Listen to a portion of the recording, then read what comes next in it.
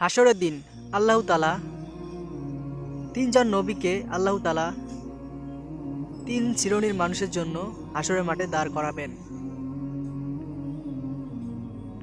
Number 1, হযরত সুলাইমান আলাইহিস সালামকে সম্পদশালীদের বিরুদ্ধে দাঁড় করানো হবে। যখন তারা বলবে, হে আল্লাহ, ধন সম্পদের কারণে আমি আপনার ইবাদত করতে পারিনি, তখন আল্লাহ তাআলা জবাবে বলবেন, আমি আমার হযরত সুলাইমানকে তামান দুনিয়ার বাদশা বানিয়েছিলাম।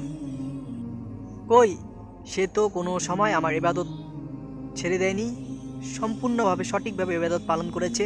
তোমরা কি তার চেয়েও বেশি সম্পদশালী ছিলে?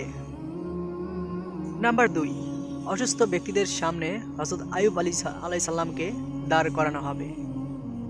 যখন তারা বলবে, আমরা অসুস্থতার কারণে এবং আপনার ইবাদত করতে পারিনি, তখন জবাবে আল্লাহ তাআলা বলবেন, আমি আমার পয়গম্বর হযরত আইয়ুবকে একটানা 18 বছর অসুস্থতা দিয়েছিলাম। কই, সে তো আমাকে কখনো ভুলে যায়নি। তোমরা কি তার চেয়েও বেশি অসুস্থ ছিলে? নাম্বার 3, গরিবদের সামনে হযরত ঈসা আলাইহিস সালামকে দাঁড় করানো হবে বিরুদ্ধে। যখন তারা বলবে, আমরা সংসার চালানোর জন্য তোমার ইবাদত করতে পারিনি, সংসার চালাতে আমরা কষ্ট করে ব্যর্থ হয়ে গেছি, তখন আল্লাহ তাআলা জবাবে বলবেন, আল্লাহ তাআলা বলবেন, পয়গম্বর ইচ্ছা তো মাটিতেই শুতো, তার বালিশ ছিল ঘাসের, সে আমাকে কখনো বলেনি। তোমরা কি তার চেয়ে বেশি গরিব ছিলে?